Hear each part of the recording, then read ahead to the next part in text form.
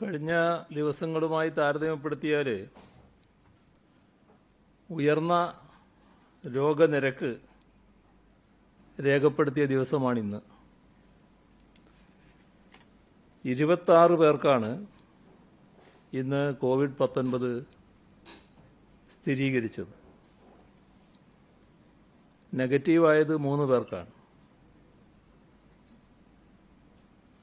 പോസിറ്റീവായത് കാസർഗോഡ് 10, മലപ്പുറം 5, പാലക്കാട്, വയനാട് 3 വീതം, കണ്ണൂർ 2, പത്തനംതിട്ട, ഇടുക്കി, കോഴിക്കോട് ഓരോരുത്തർ. നെഗറ്റീവായത് കൊല്ലം 2, കണ്ണൂർ 1. പോസിറ്റീവായവരിൽ 14 പേര് പുറത്തുനിന്ന് വന്നവരാണ്. അതിൽ 7 പേര് വിദേശ രാജ്യങ്ങളിൽ നിന്ന് വന്നവരാണ്. പിന്നെയുള്ളത് ചെന്നൈ 2, മുംബൈ 4, ബാംഗ്ലൂർ 1. ഇതാണ് മറ്റ് സംസ്ഥാനങ്ങളിൽ നിന്ന് വന്നവരുടെ കണക്ക്. സമ്പർക്കത്തിലൂടെയാണ് 11 പേർക്ക് രോഗം വന്നത്. ഇടുക്കിയിലെ ഒരാൾക്ക്,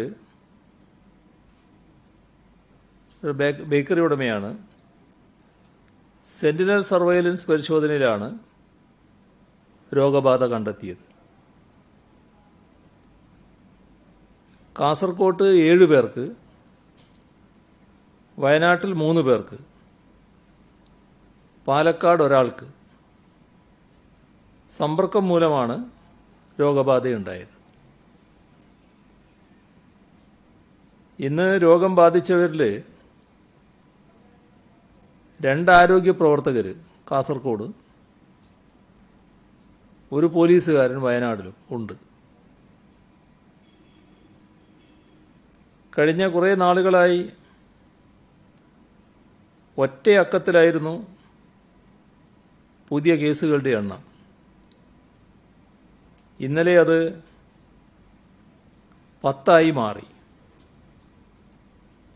ഇന്നത് വീണ്ടും വർദ്ധിച്ചു. ഇത് നാം നേരിടുന്ന വിപത്തിൻ്റെ സൂചനയാണ് വ്യക്തമാക്കുന്നത്. ഈ പ്രതിസന്ധി അഭിമുഖീകരിക്കാനും മറികടക്കാനും കഴിയുമെന്ന ആത്മവിശ്വാസം തന്നെയാണ് നമുക്കുള്ളത്. ജനങ്ങളും സർക്കാർ സംവിധാനങ്ങളും എല്ലാ കരുത്തും ഉപയോഗിച്ച് ഇതിനെ അതിജീവിക്കുക തന്നെ ചെയ്യും. ഇതുവരെ 560 പേർക്കാണ് സംസ്ഥാനത്ത് രോഗം സ്ഥിരീകരിച്ചത്. അതിൽ 64 പേർ ഇപ്പോൾ ചികിത്സയിലാണ്. 36,910 പേരാണ് ഇപ്പോൾ നിരീക്ഷണത്തിലുള്ളത്. 36,362 പേർ വീടുകളിലാണ്. 548 പേർ ആശുപത്രികളിലുമാണ്. ഇന്ന് 174 പേരെ ആശുപത്രിയിൽ പ്രവേശിപ്പിച്ചു. ഇതുവരെ 40,692 സാമ്പിളുകളാണ് പരിശോധനയ്ക്ക് അയച്ചത്. 39,619 എണ്ണം രോഗബാധയില്ല എന്ന് ഉറപ്പാക്കിയിട്ടുണ്ട്. സെന്റിനൽ സർവൈലൻസിൻ്റെ ഭാഗമായി മുൻഗണനാ വിഭാഗത്തിൽപ്പെട്ട 4,347 സാമ്പിളുകൾ ശേഖരിച്ചതിൽ 4,249 നെഗറ്റീവായിട്ടുണ്ട്. ഹോട്ട്സ്പോട്ടുകളുടെ എണ്ണം 15 കുറഞ്ഞു. കണ്ണൂർ 3, കാസർഗോഡ് 3, വയനാട് 7, കോട്ടയം, തൃശ്ശൂർ 1 വീതം. ഇങ്ങനെയാണ് ഇപ്പോൾ ഹോട്ട്സ്പോട്ട് ഉള്ളത്.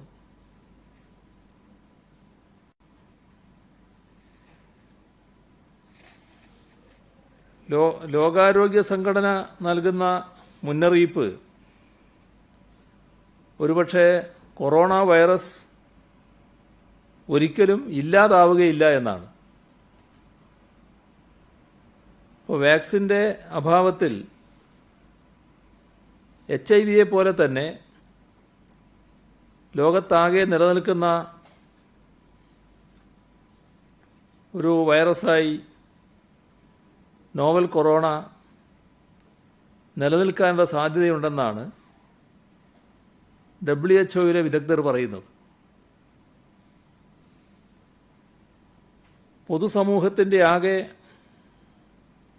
രോഗപ്രതിരോധ ശക്തി വർദ്ധിപ്പിക്കുക എന്നതും COVID-19 ചികിത്സിച്ച് സുഖപ്പെടുത്തുന്ന സ്പെഷ്യലൈസ്ഡ് ട്രീറ്റ്മെൻറ്റ് പ്രോട്ടോക്കോളുകൾ യാഥാർത്ഥ്യമാക്കുക എന്നതും പരമപ്രധാനമാണ്. നമ്മുടെ പൊതുജനാരോഗ്യ സംവിധാനം അത്തരത്തിലുള്ള ഇടപെടലുകളിൽ കേന്ദ്രീകരിക്കുന്നുണ്ട്. അപ്പോൾ തന്നെ പൊതുസമൂഹം ജീവിതശൈലിയിൽ ചില മാറ്റങ്ങൾ ഉൾക്കൊള്ളേണ്ടിയും വരും. അതിലേറ്റവും പ്രധാനമാണ് മാസ്ക് പൊതുജീവിതത്തിൻ്റെ ഭാഗമാവുക എന്നത്. അതോടൊപ്പം തിക്കും തിരക്കും ഉണ്ടാകാത്ത വിധം കച്ചവട സ്ഥാപനങ്ങളിൽ, പൊതുഗതാഗത സൗകര്യങ്ങളിൽ, ചന്തകളിൽ ഒക്കെ ക്രമീകരണങ്ങൾ ഉണ്ടാകേണ്ടതായിട്ടുണ്ട്. അത്യാവശ്യ യാത്രകളും കൂടിച്ചേരലുകളും മാത്രം നടത്തുക. അവയിൽ തന്നെ ഉണ്ടാകുന്ന ആളുകളുടെ എണ്ണം ക്രമീകരിക്കുക. ഇതിന് വ്യക്തികളും കുടുംബങ്ങളും സ്വയമേവ തയ്യാറാകേണ്ടി വരും. റെസ്റ്റോറൻറ്റുകളുണ്ട്, ഷോപ്പിംഗ് സെൻറ്ററുകളുണ്ട്. അവിടങ്ങളിലൊക്കെ മുൻകൂട്ടി സമയം നിശ്ചയിച്ച് ഉപഭോക്താക്കൾക്ക് ടൈം സ്ലോട്ട് അനുവദിക്കുന്നതുൾപ്പെടെയുള്ള കാര്യങ്ങൾ പരിശോധിക്കേണ്ടതായി വരും. അപ്പോൾ നാം കാണേണ്ടത് ലോക്ക്ഡൗൺ തുറന്നാലും ഇല്ലെങ്കിലും നമ്മുടെ ഇനിയുള്ള നാളുകൾ നാം കൊറോണയെ കരുതിക്കൊണ്ടായിരിക്കണം ജീവിക്കുന്നത്. COVID-19 മനുഷ്യജീവൻ കവർന്നെടുത്ത് വിനാശകരമായി മാറിയ സാഹചര്യമാണ് നമുക്ക് ചുറ്റുമുള്ളത്. ലോകത്തിൻ്റെ വിവിധ ഭാഗങ്ങളിലുള്ള 124 മലയാളികളാണ് ഇതുവരെ കോവിഡ് ബാധിച്ച് മരണമടഞ്ഞത്. അവരുടെ വേർപാട് വേദനാജനകമാണ്. ആരോഗ്യ സാമൂഹ്യ പ്രവർത്തനത്തിൻ്റെ ഭാഗമായി നിൽക്കുന്നവരും രോഗത്തിന് കീഴടങ്ങിയിട്ടുണ്ട്. ഇവരുടെ എല്ലാവരുടെയും കുടുംബാംഗങ്ങളുടെയും ബന്ധുക്കളുടെയും ദുഃഖത്തിൽ പങ്കുചേരുന്നു. പ്രതിരോധ പ്രവർത്തനങ്ങളിൽ അതാത് രാജ്യങ്ങൾ പുറപ്പെടുവിക്കുന്ന മുൻകരുതൽ നടപടികളുണ്ട്. അവ പിന്തുടരാൻ എല്ലാ പ്രവാസി മലയാളികളോടും അഭ്യർത്ഥിക്കുന്നു. ഒരു വിട്ടുവീഴ്ചയും അക്കാര്യത്തിൽ പാടില്ല. നിങ്ങളുടെ കൂടെ നിങ്ങളുടെ നാട് ഒപ്പമുണ്ട്. വിദേശത്തു നിന്നും വിവിധ സംസ്ഥാനങ്ങളിൽ നിന്നും കേരളത്തിലെ വിമാനത്താവളങ്ങളിലും റെയിൽവേ സ്റ്റേഷനുകളിലും ചെക്ക് പോസ്റ്റുകളിലും എത്തിയ ശേഷം വീടുകളിലേക്ക് പോകുന്ന യാത്രക്കാരുടെ സൗകര്യാർത്ഥം ജില്ലകളിൽ പ്രാഥമിക കൃത്യങ്ങൾ നിർവഹിക്കുന്നതിന് 185 കേന്ദ്രങ്ങൾ സൗകര്യപ്പെടുത്തിയിട്ടുണ്ട്. ഈ കേന്ദ്രങ്ങളുടെ പട്ടിക വിമാനത്താവളങ്ങളിലും റെയിൽവേ സ്റ്റേഷനുകളിലും ചെക്ക് പോസ്റ്റുകളിലുള്ള ഹെൽപ്പ് ഡെസ്കുകളിലും ലഭിക്കും. ഇതിനിടയ്ക്കൊരു പരാതി ഉയർന്നത് അതിർത്തിയിൽ പണം വാങ്ങി ആളുകളെ കടത്താൻ ചിലർ ശ്രമിക്കുന്നു എന്നതാണ്. കർണാടകത്തിൽ നിന്ന് കാസർകോട്ടേക്ക് ആളെ കടത്തുന്ന സംഘം സജീവമാണ് എന്ന വാർത്ത വന്നു. ഇതിനിടയ്ക്കാണ് പാസില്ലാതെ ആളുകളെ കടത്തി വിട്ടു എന്ന് ചിലർ ചാനലുകളിലൂടെ പറയുന്നതും കേട്ടത്. ഇത്തരം പ്രവണതകൾ ഉണ്ടാക്കുന്ന അപകടമാണ് കഴിഞ്ഞ ദിവസം വാളയാറിൽ കണ്ടത്. മെയ് 8-ന് ചെന്നൈയിൽ നിന്ന് മിനി ബസ്സിൽ പുറപ്പെട്ട് 9-ന് രാത്രി വാളയാറിലെത്തിയ മലപ്പുറം പള്ളിക്കൽ സ്വദേശിയായ 44-കാരൻ കോവിഡ് ബാധിച്ച് പാലക്കാട് ജില്ലാ ആശുപത്രിയിൽ ചികിത്സയിലാണ്. കൂടെ ഉണ്ടായിരുന്ന ഒരാളും അവിടെ നിരീക്ഷണത്തിലുണ്ട്. മറ്റ് 8 പേർ മഞ്ചേരി മെഡിക്കൽ കോളേജിലാണ്. കൃത്യമായ പരിശോധനകളും രേഖകളുമില്ലാതെ ആളുകൾ എത്തുന്നത് നമ്മുടെ സംവിധാനത്തെ തകർക്കുമെന്ന് പലവട്ടം ഓർമ്മിപ്പിച്ചതാണ്.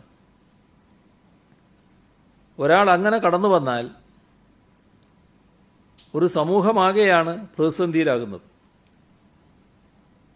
ഇക്കാര്യം പറയുമ്പോഴും നിബന്ധനകളെക്കുറിച്ച് ഓർമ്മിപ്പിക്കുമ്പോഴും മറ്റു തരത്തിൽ ചിത്രീകരിക്കേണ്ടതില്ല. കർശനമായി തന്നെ നിർദ്ദേശങ്ങൾ നടപ്പാക്കാൻ ബന്ധപ്പെട്ട എല്ലാവർക്കും നിർദ്ദേശം നൽകിയിട്ടുണ്ട്.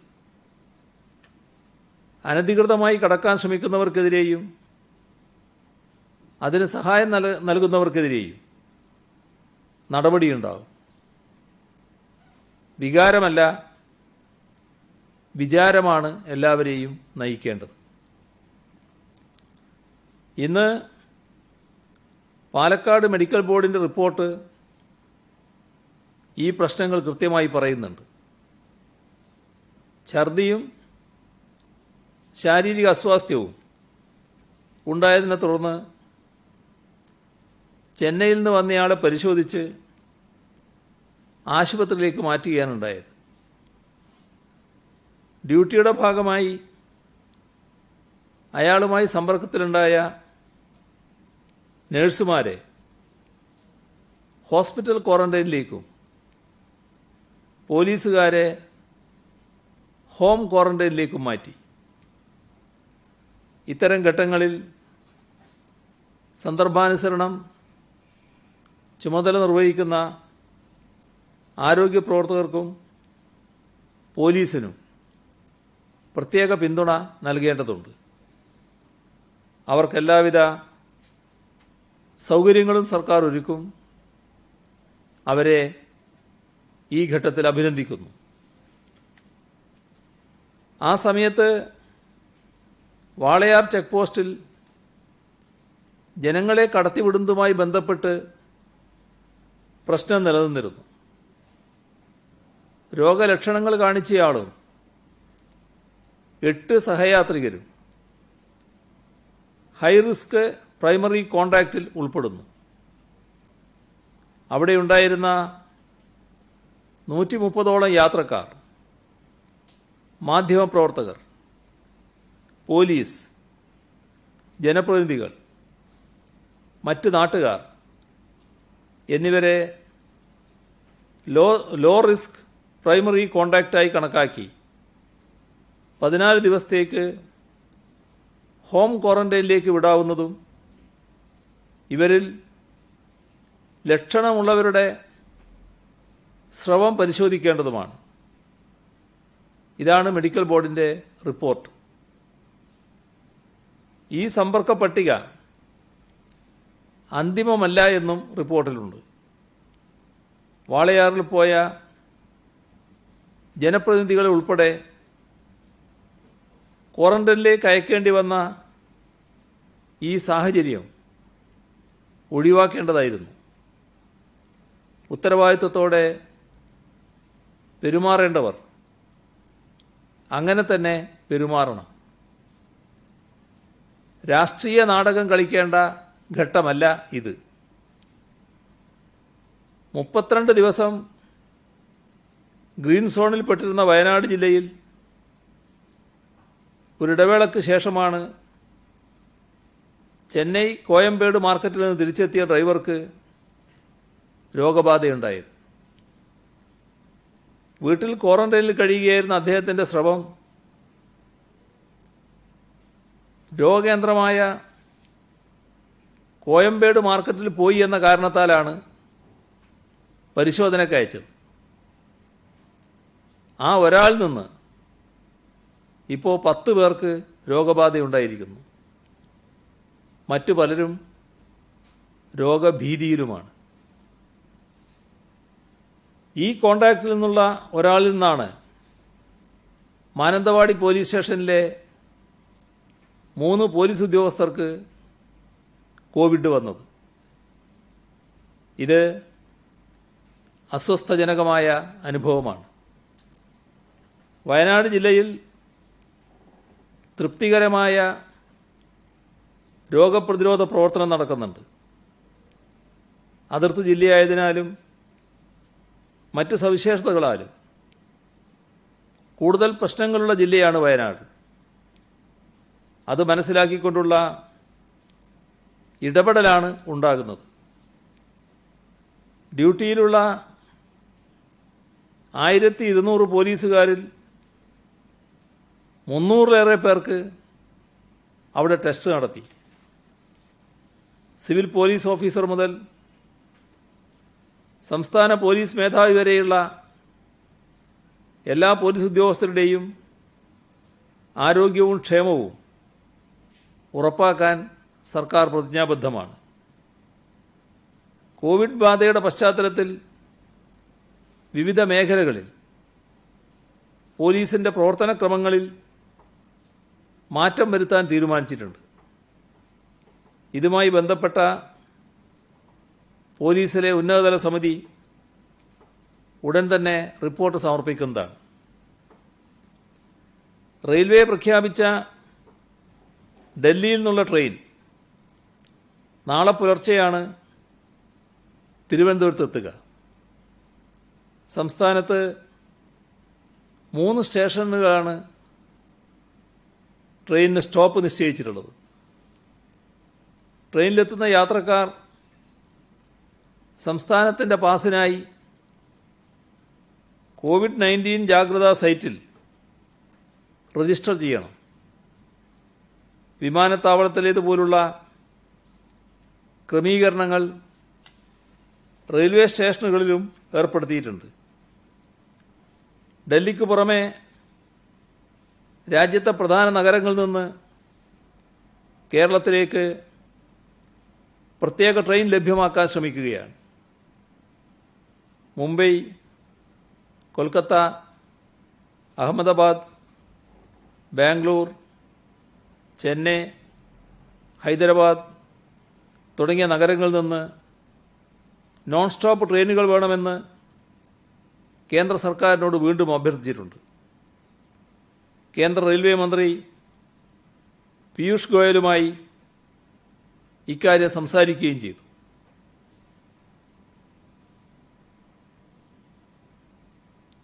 ചെറുകിട വ്യവസായ സംരംഭകരെ സംബന്ധിച്ചിടത്തോളം ലോക്ക്ഡൗൺ വലിയ നഷ്ടമുണ്ടാക്കിയിട്ടുണ്ട്. ഈ പശ്ചാത്തലത്തിൽ രണ്ടാവശ്യങ്ങളാണ് സംസ്ഥാന സർക്കാരിൻ്റെ മുന്നിൽ അവർ ഉന്നയിച്ചിട്ടുള്ളത്. ഒന്ന്, നിലവിലുള്ള വായ്പയ്ക്ക് 1 വർഷത്തെ മൊറട്ടോറിയം നൽകുക. 2, പുതിയ വായ്പ അനുവദിക്കുക. ഇന്നലെ പ്രഖ്യാപിച്ച കേന്ദ്ര പാക്കേജിൻ്റെ വിശദാംശങ്ങളുടെ ഭാഗമായി രണ്ടാമത്തെ കാര്യം മാത്രമേ ഇതേവരെ പരിഗണിച്ചതായി കാണുന്നുള്ളൂ. അതുതന്നെ ബാങ്കുകൾ കനിഞ്ഞാൽ മാത്രമേ യാഥാർത്ഥ്യമാവുകയുള്ളൂ. എന്നാൽ മൊറട്ടോറിയം കാലത്ത് പലിശ ഒഴിവാക്കൽ ഏറ്റവും പ്രധാനപ്പെട്ട കാര്യമാണ്. അതിതേവരെ പരിഗണിക്കാൻ തയ്യാറായിട്ടില്ല. അങ്ങനെ ചെയ്യുമ്പോൾ കേന്ദ്ര സർക്കാരിൻ്റെ കയ്യിൽ നിന്ന് തന്നെ അതിന് പണം ചെലവിടേണ്ടതായിട്ടുണ്ട്. ഇപ്പോൾ പ്രഖ്യാപിച്ച പാക്കേജിൽ കേന്ദ്ര സർക്കാരിൻ്റെ ബജറ്റിൽ നിന്ന് ചെലവാകുന്നത് ഇതേവരെയുള്ള പ്രഖ്യാപനങ്ങൾ നോക്കിയാൽ നാമമാത്രമായ തുക മാത്രമായിരിക്കും. ഈ സ്ഥിതിക്ക് മാറ്റം വരണം. ബാങ്കുകൾ വായ്പ കൊടുക്കാൻ വിസമ്മതിക്കുന്ന പ്രശ്നം ഈ ദുരിതകാലത്ത് പോലും വന്നിട്ടുണ്ട്. പുറത്തുവരുന്ന വാർത്തകൾ പ്രകാരം ബാങ്കുകൾ RBIയിൽ പണമടച്ച് പലിശ നേടാനാണ് ശ്രമിക്കുന്നത്. 8.5 ലക്ഷം കോടി രൂപ ഇത്തരത്തിൽ നിക്ഷേപിച്ചിട്ടുണ്ട്. ബാങ്കുകളെയും വ്യവസായ പ്രതിനിധികളെയും മറ്റും ഒരുമിച്ചിരുത്തി ഇക്കാര്യത്തിൽ സാമ്പത്തിക മേഖലക്കാകെ പ്രയോജനപ്പെടുന്ന ഇടപെടലുകൾ നടത്താൻ ശ്രമിക്കും. വൈദ്യുതിയുടെ ഫിക്സഡ് ചാർജ് ഇപ്പോൾ മാറ്റിവെച്ചിരിക്കുകയാണ്. എഴുതിത്തള്ളുന്നതിന് കേന്ദ്ര സർക്കാരിൻ്റെ സഹായം വേണം. ഇതോടൊപ്പം ചെറുകിട മേഖലയിൽ പണിയെടുക്കുന്ന തൊഴിലാളികൾക്ക് ധനസഹായം നൽകേണ്ടതുണ്ട്. PF അടക്കുന്നതിന് വേണ്ടിയുള്ള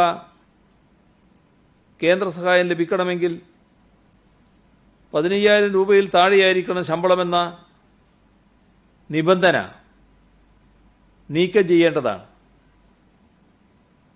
വൈദ്യുതി കമ്പനികൾക്ക് അനുവദിച്ചിട്ടുള്ള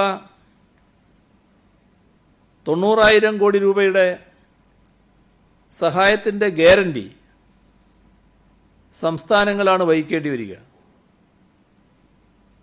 എന്നാൽ സംസ്ഥാന സർക്കാരുകൾക്ക് ഇതുവരെ ഒരു ധനസഹായവും പ്രഖ്യാപിക്കാൻ തയ്യാറായിട്ടുമില്ല. ഈ സമീപനം ഇനിയുള്ള ദിവസങ്ങളിൽ തിരുത്തുമെന്നാണ് കേരള സർക്കാർ പ്രതീക്ഷിക്കുന്നത്. കേന്ദ്ര ധനമന്ത്രി സംസ്ഥാന ധനമന്ത്രിമാരുമായി ആശയവിനിമയം നടത്തി ആരോഗ്യ സാമൂഹ്യ സുരക്ഷാ പ്രവർത്തനങ്ങളിൽ വ്യാപൃതമാവുന്ന സംസ്ഥാനങ്ങളെ സാമ്പത്തികമായി സഹായിക്കുന്നതിന് വ്യക്തമായ പദ്ധതിയൊരുക്കണം. വരുമാനം തീരെ ഇല്ലാത്തതും ചെലവിരട്ടിച്ചതുമായ ഈ ഘട്ടത്തിൽ ഇത് അത്യാവശ്യമാണ്. നമ്മുടെ നഷ്ടം ചെറുതല്ല. കഴിഞ്ഞ മാർച്ച് 19 ഏപ്രിൽ 19 താരതമ്യം ചെയ്താൽ ഇത്തവണ സംസ്ഥാനത്തിൻ്റെ സ്വന്തം റവന്യൂ വരുമാനത്തിൽ 6451 കോടി രൂപയുടെ നഷ്ടമാണ് ഉണ്ടായത്. കോവിഡ്-19 പശ്ചാത്തലത്തിൽ കേരളം സുരക്ഷിത നിക്ഷേപത്തിനുള്ള ഇടമായി മാറുകയാണ്. ഇത് കഴിഞ്ഞ ദിവസം സൂചിപ്പിച്ചിരുന്നു. നമ്മുടെ നാടിന് അനുയോജ്യമായ വ്യവസായങ്ങളെ ആകർഷിക്കേണ്ടതുണ്ട്. അതോടൊപ്പം ഇവിടുത്തെ വ്യാവസായിക അന്തരീക്ഷം മെച്ചപ്പെടുത്തുകയും വേണം. ഇതിനായി വിപുലമായ പദ്ധതി നടപ്പാക്കും. സംസ്ഥാനത്തെ സൂക്ഷ്മ ചെറുകിട ഇടത്തരം വ്യവസായങ്ങളുടെ MSME പുനരുജ്ജീവനത്തിനുള്ള പ്രത്യേക പാക്കേജായ വ്യവസായ ഭദ്രതയ്ക്ക് മന്ത്രിസഭ അംഗീകാരം നൽകി. മൊത്തം 3434 കോടി രൂപയുടെ സഹായമാണ് ഈ പാക്കേജിലൂടെ വ്യവസായങ്ങൾക്ക് ലഭ്യമാക്കുക. കോവിഡ്-19 പശ്ചാത്തലത്തിലാണ് വ്യവസായ വകുപ്പ് വഴി ഈ ആശ്വാസ പാക്കേജ് നടപ്പാക്കുന്നത്. പാക്കേജ് പ്രകാരം നിലവിൽ പ്രവർത്തിക്കുന്ന സൂക്ഷ്മ ചെറുകിട ഇടത്തരം സംരംഭങ്ങൾക്ക് നൽകുന്ന അധിക വായ്പയ്ക്ക് മാർജിൻ മണി സഹായവും പലിശ ഇളവും അനുവദിക്കും. KSIDCയും കിൻഫ്രയും വായ്പാ കുടിശ്ശിക ഒറ്റത്തവണ തീർപ്പാക്കുന്ന പദ്ധതി നടപ്പാക്കും. സംരംഭങ്ങൾക്ക് വായ്പ പലിശ തിരിച്ചടവിന് 6 മാസത്തേക്ക് സമയം നീട്ടി നൽകും. വ്യവസായ വകുപ്പിന് കീഴിലെ സ്റ്റാൻഡേർഡ് ഡിസൈൻ ഫാക്ടറികളിൽ 3 മാസം വാടക ഒഴിവാക്കും. വ്യവസായ പാർക്കുകളിലെ പൊതുസൗകര്യങ്ങൾ ഉപയോഗിക്കുന്നതിന് സംരംഭകരിൽ നിന്ന് ഈടാക്കുന്ന വാടക 3 മാസത്തേക്ക് ഒഴിവാക്കും. സൂക്ഷ്മ ചെറുകിട ഇടത്തരം സംരംഭങ്ങൾക്ക് മൂലധനത്തിന് പ്രത്യേക വായ്പ അനുവദിക്കും. MSMEകളിൽപ്പെട്ട ഉൽപ്പാദന വ്യവസായങ്ങൾക്ക് പലിശ സബ്സിഡി അനുവദിക്കും. വൈവിധ്യവൽക്കരണത്തിനും വികസനത്തിനും വേണ്ടി എടുക്കുന്ന വായ്പയുടെ പലിശക്ക് 6 മാസത്തേക്ക് 6% കിഴിവ് നൽകും. KSIDCയുടെ വായ്പ ലഭിച്ചിട്ടുള്ള വ്യവസായങ്ങൾക്ക് പ്രവർത്തന മൂലധനത്തിനും ആസ്തി സൃഷ്ടിക്കുന്നതിനും പ്രത്യേക വായ്പ അനുവദിക്കും. KSIDCയുടെ എല്ലാ ഓപ്പറേറ്റിംഗ് യൂണിറ്റുകൾക്കും ഇന്നത്തെ പ്രത്യേക സാഹചര്യം കണക്കിലെടുത്ത് പലിശയും മുതലും തിരിച്ചടക്കുന്നതിന് 3 മാസത്തെ മൊറട്ടോറിയം അനുവദിക്കും. മൊറട്ടോറിയത്തിന് ശേഷം പിഴപ്പലിശ ഇല്ലാതെ വായ്പ തിരിച്ചടക്കാം. KSIDCയിൽ നിന്ന് വായ്പയെടുത്ത സംരംഭകരുടെ പിഴപ്പലിശ 6 മാസത്തേക്ക് പൂർണ്ണമായി ഒഴിവാക്കും. MSMEകൾക്ക് KSIDC 50 ലക്ഷത്തിന് മുകളിലുള്ള വായ്പ അനുവദിക്കും. നിലവിലുള്ള വ്യവസ്ഥയനുസരിച്ച് 1 കോടി രൂപയ്ക്ക് മുകളിലുള്ള വായ്പ മാത്രമേ അനുവദിക്കുന്നുള്ളൂ. KSIDCയുടെയും കിൻഫ്രയുടെയും വ്യവസായ പാർക്കുകളിൽ സ്ഥലം എടുക്കുന്ന സംരംഭകരുടെ തിരിച്ചടവ് കാലാവധി വർദ്ധിപ്പിക്കും. മുൻകൂർ അടക്കേണ്ട പാട്ട പ്രീമിയം കുറക്കും. സ്ത്രീകൾക്കും പട്ടികജാതി പട്ടികവർഗക്കാർക്കും യുവ സംരംഭകർക്കും പ്രത്യേക പരിഗണന നൽകി സംരംഭക സഹായ പദ്ധതി നടപ്പാക്കും. ഇവർക്ക് 25% മാർജിൻ മണി നൽകും. ഡൽഹിയിൽ നിന്ന് വിവിധ സംസ്ഥാനങ്ങളിലേക്ക് റെയിൽവേ ട്രെയിൻ ഓടിക്കാൻ തുടങ്ങിയിട്ടുണ്ട്. IRCTC വെബ്സൈറ്റിലൂടെ ബുക്ക് ചെയ്യുന്നവർക്ക് യാത്ര ചെയ്യാം. മാത്രമല്ല, കേരളത്തിലേക്കുള്ള ട്രെയിൻ മറ്റു പല സ്ഥലങ്ങളിലും നിർത്തിയിട്ടാണ് ഇവിടെ എത്തുന്നത്. ഇത് രോഗവ്യാപനം തടയാൻ സംസ്ഥാന സർക്കാർ എടുക്കുന്ന നടപടികളെ നിഷ്ഫലമാക്കുന്ന രീതിയാണ്. ഇക്കാര്യം റെയിൽവേ മന്ത്രി പീയൂഷ് ഗോയലിൻ്റെ ശ്രദ്ധയിൽപ്പെടുത്തിയിട്ടുണ്ട്. മറ്റ് സംസ്ഥാനങ്ങളിൽ നിന്ന് വരുന്നവരുടെ കാര്യത്തിൽ കേരളം ഫലപ്രദമായ ക്രമീകരണമാണ് ഉണ്ടാക്കിയിട്ടുള്ളത്. സംസ്ഥാന സർക്കാരിൻ്റെ പോർട്ടലിൽ അവർ രജിസ്റ്റർ ചെയ്യണം. രജിസ്റ്റർ ചെയ്തവർക്ക് അവർ വരേണ്ട തീയതി, സമയം, ചെക്ക് പോസ്റ്റ് ഇത്രയും കാര്യങ്ങൾ മുൻകൂട്ടി നൽകുന്നു. യാത്രക്കാരുടെ വിവരങ്ങൾ പൂർണ്ണമായി ലഭിക്കുന്നതിനും അവരുടെ യാത്രാപഥം മനസ്സിലാക്കുന്നതിനും ഇത് ഫലപ്രദമാണ്. എന്നാൽ സംസ്ഥാന സർക്കാരിൻ്റെ രജിസ്ട്രേഷൻ നോക്കാതെ റെയിൽവേ ഓൺലൈൻ ബുക്കിംഗ് വഴി യാത്രക്കാരെ കൊണ്ടുവന്നാൽ രോഗവ്യാപനത്തിന് സാധ്യതയുണ്ട്.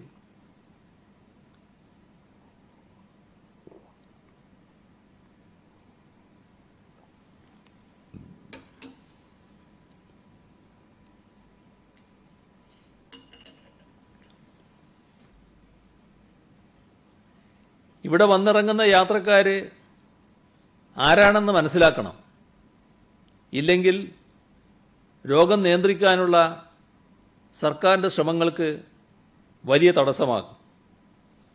അതിനാൽ സർക്കാരിൻ്റെ പോർട്ടൽ വഴി രജിസ്റ്റർ ചെയ്തവർക്ക് മാത്രമേ കേരളത്തിലേക്കുള്ള ട്രെയിനുകളിൽ ബുക്കിംഗ് അനുവദിക്കാവൂ എന്ന് റെയിൽവേ മന്ത്രിയോട് ആവശ്യപ്പെട്ടിട്ടുണ്ട്. ഇപ്പോൾ റെയിൽവേ പ്ലാൻ ചെയ്ത ട്രെയിനുകൾക്ക് പുറമെ മറ്റ് സംസ്ഥാനങ്ങളിൽ ലോക്ക്ഡൗൺ കാരണം കുടുങ്ങിപ്പോയവരെ തിരിച്ചെത്തിക്കുന്നതിന് കേരളത്തിലേക്ക് പ്രത്യേക ട്രെയിനുകൾ വേണമെന്നും റെയിൽവേ മന്ത്രിയോട് ആവശ്യപ്പെട്ടിട്ടുണ്ട്. കേന്ദ്രമന്ത്രിക്ക് അയച്ച കത്തിനെ ചില മാധ്യമങ്ങൾ തെറ്റായി ചിത്രീകരിച്ചത് ഖേദകരമാണ്. വിദ്യാർത്ഥികൾക്ക് പ്രത്യേക ട്രെയിൻ വേണ്ടെന്ന് കേരളം ആവശ്യപ്പെട്ടെന്നാണ് ഒരു ചാനൽ നൽകിയ വാർത്ത. വിവിധ സംസ്ഥാനങ്ങളിൽ ലോക്ക്ഡൗൺ കാരണം പെട്ടുപോയി ദുരിതമനുഭവിക്കുന്ന വിദ്യാർത്ഥികളടക്കമുള്ള മലയാളികളെ എത്രയും വേഗം നാട്ടിലെത്തിക്കാനാണ് സർക്കാർ ശ്രമിക്കുന്നത്. അതിനിടയിൽ ഇത്തരം തെറ്റായ വാർത്തകൾ നൽകുന്നത് ദുരിതത്തിലായവരുടെ ആശങ്ക വർദ്ധിപ്പിക്കുമെന്ന് തിരിച്ചറിയാനാവണം.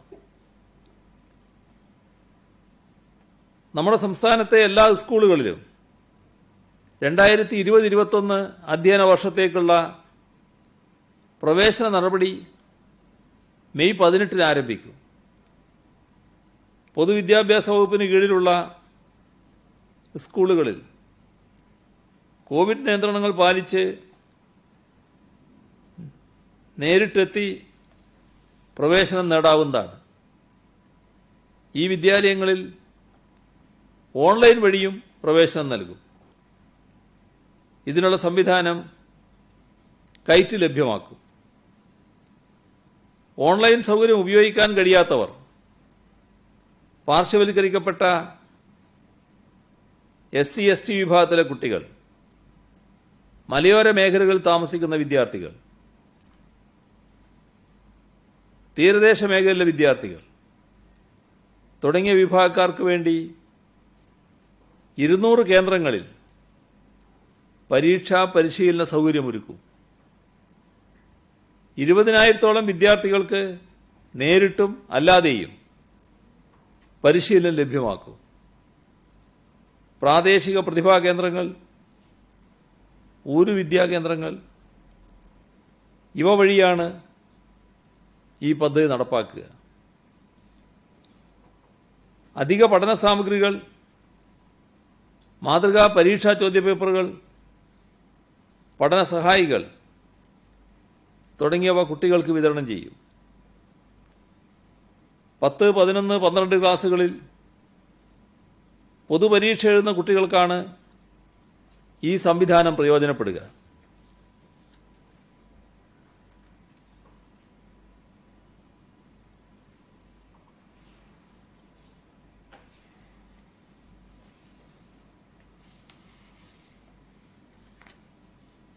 ഈ വർഷം സാധാരണ നിലയിൽ കവിഞ്ഞ മഴയുണ്ടാകുമെന്നാണ് കാലാവസ്ഥാ വിദഗ്ധർ സൂചിപ്പിക്കുന്നത്.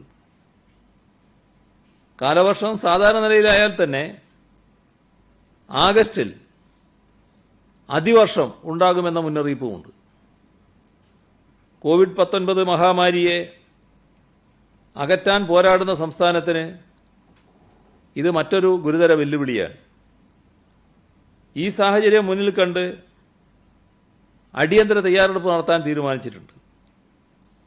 കോവിഡിനൊപ്പം കാലവർഷക്കെടുതി നേരിടുന്നതിനുള്ള പദ്ധതി സംസ്ഥാന ദുരന്ത നിവാരണ അതോറിറ്റി തയ്യാറാക്കിയിട്ടുണ്ട്.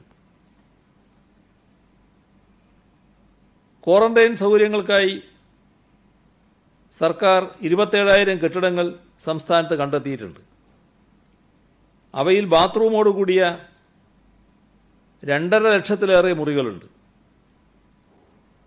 അടിയന്തര സാഹചര്യം വന്നാൽ ഉപയോഗിക്കാനുള്ള കെട്ടിടങ്ങൾ വേറെയും കണ്ടെത്തിയിട്ടുണ്ട്. ഇതിന് സമാന്തരമായാണ് വെള്ളപ്പൊക്കമുണ്ടായാൽ ആളുകളെ മാറ്റിപ്പാർപ്പിക്കേണ്ടി വരുന്ന വെല്ലുവിളി.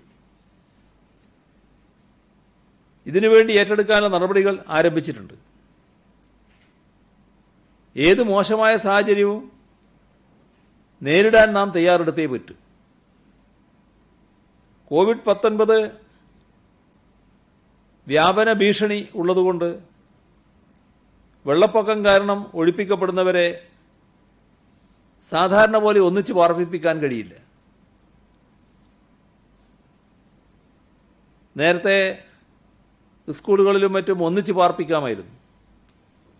ഇന്നത്തെ സാഹചര്യത്തിൽ അതിന് കഴിയില്ല. ഇപ്പോൾ 4 തരത്തിൽ കെട്ടിടങ്ങൾ വേണ്ടിവരുമെന്നാണ് ദുരന്ത നിവാരണ അതോറിറ്റി കാണുന്നത്. പൊതുവായ കെട്ടിടം, പ്രായം കൂടിയവർക്കും മറ്റ് രോഗങ്ങളുള്ളവർക്കും പ്രത്യേക കെട്ടിടം, കോവിഡ് രോഗലക്ഷണമുള്ളവർക്ക് വേറൊരു കെട്ടിടം, വീടുകളിൽ ക്വാറന്റൈനിൽ കഴിയുന്നവർക്ക് മറ്റൊരു തരം കെട്ടിടം. ഇത്തരത്തിൽ 4 വിഭാഗം കെട്ടിടങ്ങൾ നമുക്ക് ആവശ്യമായി വരും.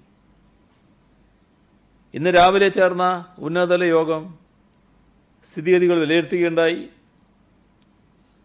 വെള്ളത്തിൻ്റെ ഒഴുക്ക് തടസ്സപ്പെടാതിരിക്കാൻ നദികളിലെയും തോടുകളിലെയും ചാലുകളിലെയും എക്കലും മാലിന്യവും മഴ തുടങ്ങും മുൻപ് നീക്കാനുള്ള നടപടികൾ നേരത്തെ തന്നെ നാം ആരംഭിച്ചിട്ടുണ്ട്. ബാക്കിയുള്ള പ്രവൃത്തികൾ 2 ആഴ്ചക്കകം തീർക്കണമെന്ന് കണ്ടിട്ടുണ്ട്. അണക്കെട്ടുകളുടെ സ്ഥിതിയും തുടർച്ചയായി വിലയിരുത്തുന്നുണ്ട്. ഇടുക്കി ഉൾപ്പെടെ വലിയ അണക്കെട്ടുകളൊന്നും തുറക്കേണ്ട സാഹചര്യമില്ല. സർക്കാരിൻ്റെ സന്നദ്ധം പോർട്ടലിൽ രജിസ്റ്റർ ചെയ്ത വളണ്ടിയർമാർക്ക് അടിയന്തരമായി ദുരന്ത പ്രതികരണ കാര്യങ്ങളിൽ പരിശീലനം നൽകാൻ നിർദ്ദേശിച്ചിട്ടുണ്ട്. ദുരന്ത നിവാരണ അതോറിറ്റിക്കായിരിക്കും ഇതിൻ്റെ ചുമതല. ഈ ഘട്ടത്തിൽ വലിയ തോതിൽ സഹായം പ്രവഹിക്കുന്നുണ്ട്. കാസർഗോഡ് ജില്ലയിലെ മൾട്ടി സ്പെഷ്യാലിറ്റി ആശുപത്രി നിർമ്മാണത്തിന് 4 ഏക്കർ 12 സെന്റ് സ്ഥലം സർക്കാരിന് കൈമാറാൻ തീരുമാനിച്ചതായി കേരള സ്റ്റേറ്റ് വഖഫ് ബോർഡ് അറിയിച്ചു. ഡോക്ടർ പി മുഹമ്മദ് അലി, ഗൾഫാർ മുഹമ്മദ് അലി ചെയർമാനായ PM ഫൗണ്ടേഷൻ 1 കോടി രൂപയുടെ മെഡിക്കൽ ഉപകരണങ്ങൾ കൈമാറി. വെന്റിലേറ്ററുകൾ, ICU ലാബ് ഉപകരണങ്ങൾ, PPE കിറ്റുകൾ, മാസ്കുകൾ ഇതെല്ലാം ഇവയിൽ ഉൾപ്പെടുന്നു. രണ്ടാം ഘട്ടമെന്ന നിലയിൽ 20 ലക്ഷം രൂപയുടെ മെഡിക്കൽ ഉപകരണങ്ങളും വിതരണത്തിന് തയ്യാറാണെന്ന് അവർ അറിയിച്ചിട്ടുണ്ട്. തൊഴിൽ നഷ്ടപ്പെട്ടതടക്കമുള്ള ബുദ്ധിമുട്ടുകൾ നേരിടുന്ന പ്രവാസികൾക്ക് നാട്ടിലേക്കുള്ള വിമാന ടിക്കറ്റുകൾ നൽകാനുള്ള സന്നദ്ധത പലരും അറിയിക്കുന്നുണ്ട്. നല്ല കാര്യമാണ്. അത്തരം സുമനസ്സുകളെ അഭിനന്ദിക്കുകയാണ്. ദുബായിലെ ഓവർസീസ് മലയാളി അസോസിയേഷൻ സാമ്പത്തിക ബുദ്ധിമുട്ട് നേരിടുന്ന പ്രവാസികൾക്ക് നാട്ടിലേക്കെത്താൻ 100 ടിക്കറ്റ് നൽകുമെന്ന് അറിയിച്ചിട്ടുണ്ട്. ഇതിന് നൽകുന്ന ടിക്കറ്റ് പറയുന്നതായിരിക്കും നല്ലത്. ഇനി നൽകുമെന്നുള്ളത് ഞാൻ എൻ്റെ വാർത്താ സമ്മേളനത്തിൽ ഇനി അങ്ങോട്ട് പറയലുണ്ടാവില്ല. നൽകിക്കഴിഞ്ഞതിന് ശേഷം ഇത്ര നൽകി എന്ന് പറഞ്ഞാൽ അത് പറയുന്നതായിരിക്കും ഉത്തമം. തിരുവനന്തപുരം ആസ്ഥാനമായി പ്രവർത്തിക്കുന്ന സിറ്റിസൺസ് ഇന്ത്യ ഫൗണ്ടേഷൻ്റെ 2000 PPE കിറ്റുകൾ മാനേജിംഗ് ട്രസ്റ്റി TK നായർ കൈമാറിക്കഴിഞ്ഞിട്ടുണ്ട്. ദുരിതാശ്വാസ നിധിയിലേക്ക് സംഭാവന നൽകുന്നതിൽ ഈ നാടിൻ്റെ നായകരായി നിന്നവരുടെ കുടുംബാംഗങ്ങളുമുണ്ട്. AKGയുടെ മകൾ ലൈല, EK നായനാരുടെ പത്നി ശാരദ ടീച്ചർ തുടങ്ങിയവർ സംഭാവന നൽകിയിട്ടുണ്ട്. ഇവരുടെ പേര് പരാമർശിക്കാതെ പോകുന്നത് അനൗചിത്യമാകും എന്നതുകൊണ്ടാണ് ഇവിടെ ഇത് പറയുന്നത്. Registered metal crusher unit owners association Pathanamthitta യൂണിറ്റും പത്തനംതിട്ട കോറി ഓണേഴ്സ് അസോസിയേഷനും 1,10,50,000 രൂപ. വിശാല കൊച്ചി വികസന അതോറിറ്റി 1 കോടി. Kerala government college retired teachers welfare association 26,75,500 രൂപ. തൃശൂർ ഗവൺമെൻറ് എഞ്ചിനീയറിംഗ് കോളേജിലെ മുൻകാല SFI പ്രവർത്തകർ 13 ലക്ഷം രൂപ. UK കലാസാംസ്കാരിക സംഘടന സമീക്ഷ 14,612 പൗണ്ട് 11 പെൻസ്. ആലപ്പുഴയിലെ കരുണാകരൻ ചാരിറ്റബിൾ ട്രസ്റ്റിനു വേണ്ടി മാനേജിംഗ് ട്രസ്റ്റി സുഭദ്ര രവി കരുണാകരൻ 25 ലക്ഷം രൂപ. തൃക്കൊടിത്താനം സർവീസ് സഹകരണ ബാങ്ക് 13,24,492 രൂപ. കൊറോണ പ്രതിരോധ പ്രവർത്തനങ്ങളിൽ താഴെത്തട്ടിൽ പ്രവർത്തനം നടത്തിവരുന്ന ആശാ വർക്കർമാരുടെ സംഘടന Kerala state ASHA workers federation 11,12,700 രൂപ. അത് വളരെ മികച്ച ഒരു സംഭാവനയാണ്. അവർ വലിയ തോതിൽ ഈ രംഗത്ത് പ്രതിരോധ പ്രവർത്തനങ്ങൾ നടത്തിക്കൊണ്ടിരിക്കുന്നവരാണ്. സാംസ്കാരിക വകുപ്പിൻ്റെ വജ്രജൂബിലി ഫെലോഷിപ്പ് കലാകാരന്മാരും ജില്ലാ കോർഡിനേറ്റർമാരും എറണാകുളം, തൃശൂർ ജില്ലയിലെ കലാകാരന്മാരും കൂടി ചേർന്ന് 11,82,491 രൂപ.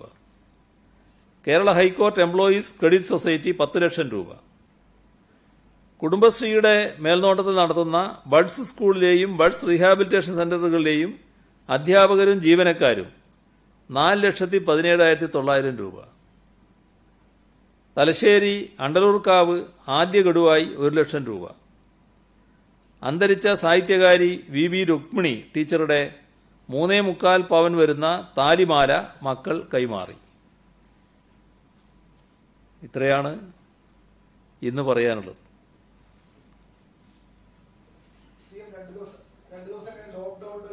അവസാനിക്കുകയാണ്.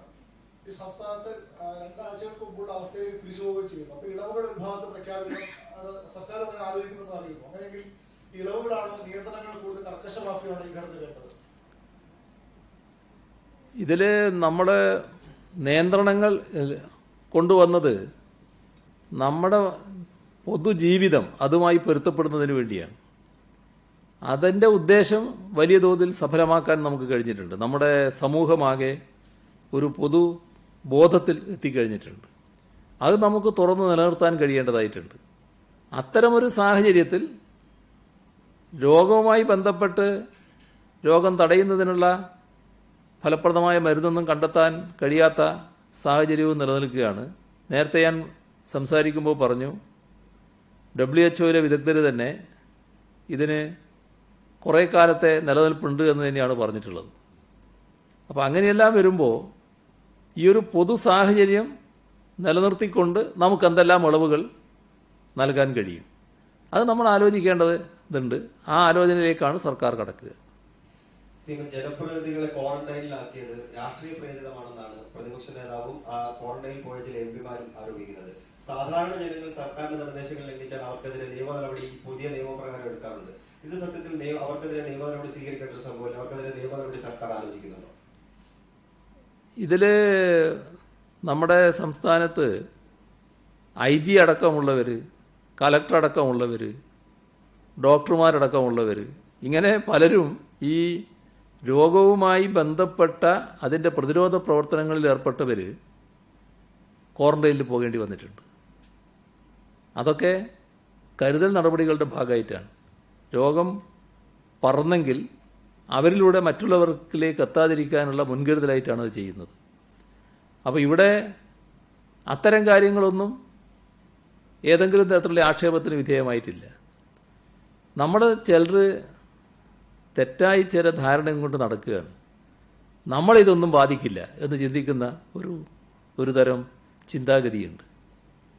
നമ്മളെല്ലാം സാധാരണ മനുഷ്യരാണ്. ഇന്ന് ഏത് സ്ഥാനം വഹിക്കുന്നവരായാലും മനുഷ്യർക്കുള്ള എല്ലാ പ്രത്യേകതകളും എല്ലാവർക്കും ഉണ്ട്. രോഗാണുവിന് നിങ്ങളെ സ്ഥാനമൊന്നും നോട്ടമില്ല. കോവിഡിന് ഇന്ന സ്ഥാനത്ത് ഇരിക്കുന്നയാളാണ്, അയാളെ ശരീരത്തിലേക്ക് കടക്കാൻ പാടില്ല എന്ന് ചിന്തിക്കില്ല. ഒരു രോഗിയുടെ അടുത്തേക്ക് ഈ പ്രത്യേക സ്ഥാനത്തിരിക്കുന്നയാൾ എത്തിയാൽ അയാളിൽ നിന്ന്, അയാളാണെങ്കിൽ ഒരു സാമൂഹ്യ ജീവിയാണ് ഈ സ്ഥാനം കൊണ്ട് തന്നെ, അയാൾ പല തരത്തിൽ ആളുകളെ ബന്ധപ്പെടുന്ന സ്ഥിതി വരുമ്പോൾ അതിൻ്റെ ഭാഗമായി ഒട്ടേറെ പ്രശ്നങ്ങളുണ്ടാവും. അത് തടയാനുള്ള ബാധ്യത സ്വാഭാവികമായും നാം ഈ നടത്തിക്കൊണ്ടിരിക്കുന്ന പ്രവർത്തനങ്ങളുടെ ഭാഗമായി തന്നെ സർക്കാർ നിക്ഷിപ്തമാണ്. അതുകൊണ്ടാണ് ആരോഗ്യവകുപ്പ് കൃത്യമായി ഇതുമായി ബന്ധപ്പെട്ടുള്ള ഉപദേശം നൽകിയത്. ആ ഉപദേശം അനുസരിക്കാൻ നമ്മളെല്ലാവരും ബാധ്യസ്ഥരാണ്. അവരെല്ലാം അനുസരിക്കുന്നതാണ് എനിക്ക് തോന്നുന്നത്. എല്ലാവരും അനുസരിക്കാൻ തയ്യാറാകുന്നു എന്നാണ് ഏറ്റവും ഒടുവിൽ കേട്ടത്. അത് തന്നെയാണ് തയ്യാറാകേണ്ടത്. ഗവൺമെൻറ് ഒരു നടപടിയിലേക്ക് കടന്നിരുന്നുവെങ്കിൽ നിങ്ങൾ ആദ്യം പറഞ്ഞതിൻ്റെ ഭാഗമായിട്ടുള്ള പ്രശ്നങ്ങൾ വരും. ഇതിൻ്റെ ഭാഗമായി പിന്നെ അവിടെ നടന്നല്ലോ പല കാര്യങ്ങളും. നമ്മളെല്ലാവരും ഈ കാര്യങ്ങളെല്ലാം കാണുകയാണല്ലോ. ഈ ആളുകളെ സൈഡിലിങ്ങനെ നിർത്തുക, പിന്നെ ഒരാളെ കയ്യിൽ നേന്ത്രക്കൊലയും കൊടുത്ത് ആ നേന്ത്രക്കൊലയും ഇങ്ങനെ പിടിച്ചിട്ട് അയാളെ അടുത്തേക്ക് ചെല്ലുക, ഇതൊക്കെ നമ്മൾ കണ്ടല്ലോ. അതെല്ലാം ഉണ്ടാക്കുന്ന ആപത്ത് എത്ര വലുതാണെന്ന് നമ്മൾ തിരിച്ചറിയണം. ഞാനിത് എല്ലാ ദിവസവും പറഞ്ഞുകൊണ്ടിരിക്കുന്നത് നമ്മുടെ നാട് നേരിടാൻ പോകുന്ന ഒരു ആപത്തിനെക്കുറിച്ച് പൊതുവേ ജനങ്ങളിൽ ബോധമുണ്ടാകുന്നതിന് വേണ്ടിയാണ്. ഞങ്ങൾക്കിതൊന്നും ബാധകമല്ല, ഞങ്ങളിതിൽ നിന്നെല്ലാം വ്യത്യസ്തരാണ് എന്ന മട്ടിൽ ചിന്തിച്ചതുകൊണ്ട് നമുക്ക് ആപത്ത് മാത്രമേ ഉണ്ടാവൂ. അതൊഴിവാക്കുന്നതിനാണ് അത്തരത്തിലുള്ള ആവർത്തിച്ചുള്ള വർത്തമാനങ്ങൾ നടക്കുന്നത്. അല്ലാതെ മറ്റെന്തെങ്കിലും കാര്യത്തിനാണ് എന്ന് ചിലർ ധരിക്കും പോലെയല്ല. എന്നാൽ അതിൻ്റെ മേലെ സർക്കാർ നടപടിയിലേക്ക് കടന്നാൽ നിങ്ങൾ ഈ പറഞ്ഞ കാര്യമാണ് ഏറ്റവും വലിയ ആക്ഷേപമായിട്ട് വരിക. ഞങ്ങളെ പേരിൽ നടപടി വന്നുപോയി, ഞങ്ങൾക്കെതിരെ നടപടിയെടുക്കുന്നു എന്ന് പറഞ്ഞുകൊണ്ട് വിലപിക്കാനിടയാവും. അതുകൊണ്ട് തന്നെ അത്തരമൊരു കാര്യത്തെക്കുറിച്ച് സർക്കാർ ഇപ്പോൾ ചിന്തിച്ചിട്ടില്ല. യഥാർത്ഥത്തിൽ തെറ്റായ കാര്യമാണ് ചെയ്തത്, നടപടി എടുക്കത്തക്ക കാര്യമാണ് ചെയ്തത്. അതിലേക്ക് ഇപ്പോൾ സർക്കാർ പോകുന്നില്ല. അതിന്റെ കൂടെ ഒരു കാര്യം കൂടി, ഇപ്പൊ ക്വാറന്റൈനിൽ പോകാൻ ആവശ്യപ്പെട്ട ഈ UDF MP മാരൊക്കെ പറയുന്നത് അതിർത്തിയിൽ മണിക്കൂറുകളെ കുടുങ്ങിയ ആളുകൾ വിളിക്കുന്നതനുസരിച്ചാണ് അവിടെ പോയത്, അവർക്ക് ഭക്ഷണം ആ സഹായത്തിന് പോയി, എന്നിട്ട് കേസെടുത്തു, അത് രാഷ്ട്രീയത്തിലെന്ന് പറയുന്നു. അതിന്റെ കൂടെ തന്നെ ഇതേപോലെ നെടുമ്പാശ്ശേരി വന്ന പ്രവാസികളെ സ്വീകരിച്ച മന്ത്രി AC മൊയ്തീൻ സ്വീകരിച്ചു. അതിനുശേഷം അവിടെ വന്ന ആളുകൾക്ക് കോവിഡ് വന്നു, അദ്ദേഹത്തിനെതിരെ ക്വാറന്റൈൻ പോകാൻ ആവശ്യപ്പെട്ടില്ല. ഇതിലൊരു രാഷ്ട്രീയ പ്രേരിതമുണ്ടെന്ന രീതിയിലാണ് അനിൽ അക്കരെ, VK ശ്രീകണ്ഠൻ MP ഒക്കെ പറയുന്നത്. ഇവിടെ സാധാരണഗതിയിൽ പ്രവാസികൾ വരുമ്പോൾ അവരെ സ്വീകരിക്കാൻ ആരും പോകേണ്ടതില്ല എന്നൊരു നിലപാടായിരുന്നു ഞങ്ങൾ പൊതുവിലെടുത്തിരുന്നത്. അതെന്തോ ആകട്ടെ, അവിടെ ഉണ്ടായത് ഈ വളരെ അകലെ നിന്ന് ഒരാളെ കൈവീശിയാൽ കൊറോണ വന്നിട്ട് അയാളെ പിടിക്കില്ല, അതിനെ പേടിക്കേണ്ട കാര്യമില്ല. നിങ്ങൾ അടുത്തുപോയി സമ്പർക്കം പുലർത്തുമ്പോഴാണ് ഇതുമായി ബന്ധപ്പെട്ട പ്രശ്നം ഉണ്ടാകുന്നത്. അടുത്തുപോയി സമ്പർക്കം പുലർത്തിയവരെക്കുറിച്ചാണ് ഈ പ്രശ്നം വന്നത്. അങ്ങനെ അടുത്തുപോയി സമ്പർക്കം പുലർത്തിയ കൂട്ടത്തിൽ AC മൊയ്തീൻ വരുന്നില്ല. അതുകൊണ്ടാണ് അദ്ദേഹത്തിൻ്റെ പേര് ഇപ്പോൾ അതിൽ ഉൾപ്പെടാത്തത്. അല്ലെങ്കിൽ അദ്ദേഹവും ക്വാറന്റൈനിൽ പോകും, എന്താ സംശയം? മന്ത്രിയെന്നോ മറ്റാരെന്നോ ഉള്ള പ്രത്യേകത ഇതിനില്ല. ആരാണോ രോഗം ബാധിച്ചയാളെ ആയി ബന്ധപ്പെട്ടു പോകുന്നത്, അപ്പോൾ സ്വാഭാവികമായും ക്വാറന്റൈനിലേക്ക് പോകണം. 26 സ്കൂൾ പരീക്ഷകൾ ആരംഭിക്കുകയാണ്, ഹയർ സെക്കൻഡറി SSLC. അപ്പൊ പൊതു വാഹന സൗകര്യം ഇല്ലെങ്കിൽ സ്കൂൾ വാഹനങ്ങൾ ഓടിക്കാനുള്ള അനുമതി നൽകുമോ? 26 ഇനിയും ദിവസങ്ങളുണ്ടല്ലോ, നമുക്ക് അപ്പോൾ എടുക്കാതെ. ബാങ്കുകളുടെ കാര്യം പറഞ്ഞു. ബാങ്കുകൾ പ്രധാനമായും നേരിടുന്ന ഇപ്പം കാർഷിക മേഖലയുടെ വേണ്ടി പ്രത്യേക പദ്ധതി പ്രഖ്യാപിച്ചു. ഈ കിസാൻ ക്രെഡിറ്റ് കാർഡുള്ള കർഷകർ ബാങ്കുകളെ സമീപിക്കുമ്പോൾ മുൻകാലങ്ങളിൽ ചെറിയ വീഴ്ചകൾ വന്നിട്ടുണ്ട്, അതുകൊണ്ട് വായ്പ കൊടുക്കാൻ പറ്റില്ല എന്നൊരു നിലപാട് ബാങ്കുകൾ പൊതുവെ സ്വീകരിക്കുന്നുണ്ട്. ഇതിനെതിരെ എന്തെങ്കിലും ഒരു നടപടി SLBCയുമായി ബന്ധപ്പെട്ട് സർക്കാരിന് എന്തെങ്കിലും നടപടി സ്വീകരിക്കാൻ കഴിയുമോ? അത്തരം പ്രശ്നങ്ങൾ SLBCയുമായി നമുക്ക് ചർച്ച ചെയ്യാം. ഈ കേന്ദ്രത്തിൽ നിന്ന് കേരളത്തിന് ലഭിക്കേണ്ട തൊഴിലുറപ്പ് പദ്ധതി വിഹിതം, അതിനുള്ള കുടിശ്ശിക, അത്തരം കുടിശ്ശികകൾ എന്തെങ്കിലും കേന്ദ്രം ഇപ്പോൾ കേരളത്തിന് നൽകിയിട്ടുണ്ടോ? ഈ ഘട്ടത്തിൽ ഇപ്പോഴും കുടിശ്ശിക കിടക്കുന്നു എന്നുള്ളതാണ് വസ്തുത. ആ കുടിശ്ശിക ലഭ്യമാക്കാനുള്ള നടപടികൾ സംസ്ഥാന സർക്കാർ സ്വീകരിച്ചുകൊണ്ടിരിക്കുകയാണ്. അത് സാധാരണഗതിയിൽ കേന്ദ്ര സർക്കാർ നൽകുകയും ചെയ്യുമെന്ന് തന്നെയാണ് പ്രതീക്ഷിക്കുന്നത്. പക്ഷെ അത് കേരളത്തിന്റെ സാമ്പത്തിക പ്രതിസന്ധിയെ കൂടുതൽ വഷളാക്കുകയില്ലേ? തീർച്ചയായും. അതുകൊണ്ടാണ് കേന്ദ്രത്തിന്റെ മുന്നിൽ സംസ്ഥാന സർക്കാർ അത് ശ്രദ്ധയിൽപ്പെടുത്തുന്നത്. നടപടികൾ കേന്ദ്ര സർക്കാരിൽ നിന്ന് ഉണ്ടാകുമെന്ന് തന്നെയാണ് സംസ്ഥാന സർക്കാരിന്റെ പ്രതീക്ഷ. CM ഇന്നലെ മദ്യവിൽപ്പനയുമായി ബന്ധപ്പെട്ട് വലിയ മാറ്റം വരാൻ പോവുകയാണ്. അത്തരമൊരു തീരുമാനം മന്ത്രിസഭാ യോഗം എടുത്തു. പക്ഷെ ഉയർന്നു വരുന്ന ചില പരാതികൾ എന്തെന്ന് വെച്ചാൽ, ഇപ്പോൾ ഈ മൊബൈൽ ആപ്പ് വഴി അത് എങ്കിൽ മാത്രമേ മൊബൈൽ ആപ്പ് ഇൻസ്റ്റാൾ ചെയ്തവർ, അത് ഡൗൺലോഡ് ചെയ്തവർക്ക് മാത്രമേ പോയി ഇത് മദ്യം വാങ്ങിക്കാൻ കഴിയൂ എന്നാണ്. അപ്പൊ സാധാരണക്കാർക്ക് ഇത് അപ്രാപ്യമാകും, അവരുടെ മൊബൈലിൽ ഇതൊന്നും ഡൗൺലോഡ് ചെയ്യാൻ കഴിയില്ല എന്നൊരു പരാതി ഉയർന്നു വന്നിട്ടുണ്ട്. അത്തരത്തിലൊരു പ്രശ്നം വരുമോ എന്നുള്ളത് നമുക്ക് നടപ്പാക്കിയതിന് ശേഷം നോക്കാം എന്താണെന്നുള്ളത്. സാധാരണഗതിയിൽ ഇത്തരം ആവശ്യങ്ങൾ വരുമ്പോൾ ആ ആവശ്യങ്ങളൊക്കെ ഏതെങ്കിലും തരത്തിൽ നിറവേറ്റപ്പെടും. അതാ പലരും ഈ സമൂഹത്തിലുള്ളവർ സഹായിച്ചു കൊടുക്കുമല്ലോ. CMA പ്രവാസികൾ ഒരുപാട് പേര് ഇപ്പോഴും നാട്ടിലേക്ക് വരാനായിട്ട് നിൽക്കുന്നുണ്ട്. വിദേശകാര്യ സഹമന്ത്രി V മുരളീധരൻ കഴിഞ്ഞ ദിവസം പറഞ്ഞത്, സംസ്ഥാന സർക്കാർ ആവശ്യപ്പെട്ടു കഴിഞ്ഞാൽ ഒരു ദിവസം 24 ഫ്ലൈറ്റുകൾ കേരളത്തിലെ 4 വിമാനത്താവളത്തിലേക്കും വിദേശങ്ങളിൽ നിന്ന്, ഗൾഫ് രാജ്യങ്ങളിൽ നിന്ന് അയക്കാൻ കേന്ദ്ര സർക്കാർ തയ്യാറാണ് എന്നുള്ളതാണ്. സംസ്ഥാനം അതിന് അനുമതി നൽകുന്നില്ല എന്നുള്ളതാണ് അദ്ദേഹം പറയുന്നത്. അദ്ദേഹത്തിന് എന്തോ പ്രശ്നമുണ്ട്. അത് കേന്ദ്ര ഗവൺമെൻറ്റുമായി അദ്ദേഹം തന്നെ കാര്യങ്ങൾ ചർച്ച ചെയ്യുന്നതാണ് നല്ലത്, ഈ കാര്യങ്ങൾ പറയുന്നതിന് മുൻപ്. ഒന്നാമത് അദ്ദേഹം ഈ കേന്ദ്രമന്ത്രിയാണ് എന്നുള്ളതൊക്കെ വസ്തുത തന്നെ. ഈ കേന്ദ്രം തീരുമാനിക്കുന്ന പല കാര്യങ്ങളും അദ്ദേഹം അറിയുന്നില്ല എന്നാണ് തോന്നുന്നത്. അദ്ദേഹത്തിൻ്റെ പ്രസ്താവനകൾ പലതും അവർ നിശ്ചയിക്കുന്ന നിലപാടിൽ നിന്ന് വ്യത്യസ്തമായി കാണുന്നുണ്ട്. അല്ല മറ്റേ രാഷ്ട്രീയ കാര്യങ്ങൾക്ക് വേണ്ടി ചിലത് പറയണമെന്നുള്ളതിൻ്റെ ഭാഗമായി പറയുകയാണോ എങ്കിൽ അത് ശരി. കേന്ദ്രം സഹകരിക്കുന്നുണ്ടെന്നാണോ? ഇപ്പോൾ പ്രവാസികൾ ഇവിടെ കൊണ്ടുവരുന്ന ഒരു സാഹചര്യവും അന്യസംസ്ഥാനത്തുള്ള മലയാളികളെ കൊണ്ടുവരുന്ന ട്രെയിൻ സർവീസും ഒക്കെ കേന്ദ്രം സഹകരിക്കുന്നുണ്ടെന്നാണോ CMന്റെ അഭിപ്രായം? എന്താ ചോദ്യം എന്താ? അല്ല, ഇപ്പൊ ഇതുമായിട്ട് തൊട്ടുമുമ്പ് പറഞ്ഞില്ലേ, V മുരളീധരൻ ഇതൊന്നും അറിയുന്നില്ല, കേന്ദ്ര സർക്കാരിന്റെ നിലപാടുകൾ എന്ന് അറിയുന്നില്ല എന്ന് പറഞ്ഞു. കേന്ദ്രം സഹകരിക്കുന്നില്ല എന്ന് V മുരളീധരൻ പറഞ്ഞു. മുരളീധരൻ ഒന്നും അറിയുന്നില്ല എന്ന് CM പറഞ്ഞല്ലോ. അതെ, സർക്കാരിന്റെ നടപടികളൊന്നും അതെ അറിയാത്തതുകൊണ്ടായിരിക്കാം അദ്ദേഹം ഇങ്ങനെ പറഞ്ഞതെന്ന് CM പറഞ്ഞു. അതെ. അപ്പോൾ ഞാൻ ചോദിച്ചത്, കേന്ദ്രത്തിന്റെ ഇടപെടലിൽ, അതായത് പ്രവാസികൾ ഇവിടെ കൊണ്ടുവരാൻ ഉള്ള വിമാന സർവീസും മറ്റു മലയാളികളെ ഇവിടെ കൊണ്ടുവരുന്ന ട്രെയിൻ സർവീസിലും ഒക്കെ അനുഭാവപൂർവമായ നിലപാടാണോ കേന്ദ്ര സർക്കാർ സ്വീകരിക്കുന്നത്? സിഎമ്മിന്റെ അഭിപ്രായം എങ്ങനെയാണ്? അല്ല, ഇപ്പം നമ്മുടെ നാട്ടിലേക്ക് വിമാനങ്ങൾ വരുന്നില്ലേ? ആ വിമാനങ്ങൾ നേരത്തെ തന്നെ ഷെഡ്യൂൾ ചെയ്തിട്ടില്ലേ? ഇപ്പം ഷെഡ്യൂൾ ചെയ്തതിന് പുറമേയുള്ള ഷെഡ്യൂളുകളും വന്നു കഴിഞ്ഞിട്ടില്ലേ? അത്തരം കാര്യങ്ങൾ അടുത്ത ഷെഡ്യൂൾ നിങ്ങൾ അറിഞ്ഞോന്നറിയില്ല, പക്ഷേ സാധാരണഗതിയിൽ അറിയും. അതറിയാൻ ബാധ്യപ്പെട്ടയാളാണല്ലോ അദ്ദേഹം. അദ്ദേഹം അറിയില്ലേ അത്? ആ ഷെഡ്യൂൾ നിശ്ചയിക്കുന്നത് സംസ്ഥാനം പറഞ്ഞിട്ടാണോ? അതറിയണ്ടേ? ആളുകളെ തെറ്റിദ്ധരിപ്പിക്കുന്നുണ്ട്, അതിരു വേണ്ടേ? എന്തും വിളിച്ചു പറയലാണോ? അതിലപ്പുറം ഞാനിപ്പോൾ പോകുന്നില്ല. അതിനൊന്നുള്ളൊരു വേദിയല്ല ഇത്. അതുകൊണ്ടാണ് ഞാൻ അതിലേക്ക് പോകാത്തത്. സാമ്പത്തിക പ്രതിസന്ധിയാണല്ലോ, അപ്പം എന്തെങ്കിലും ചെലവ് ചുരുക്ക നടപടികൾ, ഈ പെൻഷൻ പ്രായം കൂട്ടുക, അത്തരം കാര്യങ്ങൾ സർക്കാരിന്റെ ആലോചനയിലുണ്ടോ? പെൻഷൻ പ്രായം കൂട്ടലൊന്നും സർക്കാരിൻ്റെ ആലോചനയിലില്ല. പക്ഷേ ചെലവ് ചുരുക്കൽ എങ്ങനെയെന്നുള്ളത് സർക്കാർ ഗൗരവമായിട്ട് ആലോചിക്കുന്നുണ്ട്. നമുക്ക് മറ്റു കാര്യങ്ങൾ പിന്നീടാകാം. കാരണം ഇന്ന് നമ്മൾ കുറച്ച് വൈകിപ്പോയല്ലോ. ഈ ഒരു സമയമൊക്കെ കൂടുതലായി പോവുകയാണ്. പ്രതിപക്ഷ നേതാവിന്റെ വിമർശനമാണ് ബാർ കൗണ്ടറുകളിലൂടെ മദ്യം വിൽക്കാനുള്ള തീരുമാനം അഴിമതിക്കുള്ള കോപ്പുകൂട്ടലാണ്. വലിയൊരു അഴിമതി ബാറുകളുമായി ചില സർക്കാർ അഴിമതി നടത്താൻ പോകുമെന്നാണ് പ്രതിപക്ഷ നേതാവ് പറയുന്നത്. അങ്ങനെ എന്തെങ്കിലും ആരോപണത്തിൽ എന്തെങ്കിലും കാണുന്നുണ്ടോ പ്രതിപക്ഷ നേതാവിന്റെ ആരോപണത്തിൽ? അദ്ദേഹം നേരത്തെ പറഞ്ഞ കാര്യമുണ്ട്. അദ്ദേഹത്തിൻ്റെ ഒരു ഫേസ്ബുക്ക് പോസ്റ്റ്, ശ്രീ രമേശ് ചെന്നിത്തലയുടെ തന്നെ ഒരു ഫേസ്ബുക്ക് പോസ്റ്റ്, ഗുരുതരമായ നിലയിലേക്കാണ് നാം നടന്നെടുക്കുന്നത്. ജനങ്ങളുടെ ജീവൻ സംരക്ഷിക്കുകയാണ് സർക്കാരിൻ്റെ ആദ്യത്തെ കടമ.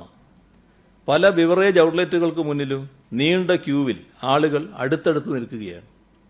കൊറോണ പകരാനുള്ള സാധ്യത വളരെയേറെയുണ്ട്. സോഷ്യൽ ഡിസ്റ്റൻസിംഗ് പാലിക്കാതെയുള്ള ഈ അടുത്തു നിൽക്കൽ സാമൂഹ്യ വ്യാപനത്തിന് വഴി തുറക്കും. ബിവറേജ് ഔട്ട്ലെറ്റുകൾ അടച്ചിടണം. അപ്പോൾ ഈ അടുത്തടുത്ത ആളുകൾ നിന്നാലുണ്ടാകുന്ന ആപത്താണ് അദ്ദേഹം നേരത്തെ പറഞ്ഞത്. അദ്ദേഹത്തിൻ്റെ ആ ഉപദേശവും കൂടി അംഗീകരിച്ചുകൊണ്ടാണ് സർക്കാർ ഇപ്പോൾ ഈ നടപടി എടുത്തിട്ടുള്ളത്. അതെ അതെ അതെ ബാക്കി നമുക്ക് നാളെ ആയാൽ പോരെ? നാളെ എടുക്കാം. ഒറ്റ ചോദ്യം. ഈ വീട്ടിൽ നിന്ന് പഠിക്കാൻ സാമ്പത്തിക ബുദ്ധിമുട്ടുള്ള വിദ്യാർത്ഥികളും മറ്റു പല സ്ഥാപനങ്ങളിൽ നിന്ന് പഠിക്കുന്നുണ്ടായിരുന്നു. ഈ ലോക്ക്ഡൌൺ ആയതോടുകൂടി ആ സ്ഥാപനങ്ങളെല്ലാം അടച്ച് ഈ കുട്ടികളെല്ലാം ബന്ധുവീടുകളിലൊക്കെയാണ് ഉള്ളത്. അതിന് അവരുടെ പരീക്ഷാ കേന്ദ്രങ്ങൾ, ആ കുട്ടികളുടെ പരീക്ഷാ കേന്ദ്രങ്ങൾ അവരുടെ വീടുകൾക്ക് അടുത്താക്കണമെന്ന് ആവശ്യപ്പെട്ട് മുഖ്യമന്ത്രിക്ക് ഒരു നിവേദനം തന്നതായിട്ട് കേൾക്കുന്നുണ്ട്. അങ്ങനെ ഒരു ആലോചന സർക്കാർ നടത്തും? അത് സാധാരണഗതിയിൽ പ്രായോഗികമാണോ എന്നുള്ളത് പരിശോധിക്കാൻ വിദ്യാഭ്യാസ വകുപ്പ് തയ്യാറാവും. പരിശോധിച്ചേ പറയാൻ പറ്റൂ. ഇപ്പോൾ അതിനെപ്പറ്റി എനിക്കൊറ്റ ശ്വാസത്തിൽ പറയാൻ കഴിയില്ല. നമുക്ക് മറ്റു കാര്യങ്ങൾ നാളെയാകാം. ശരി.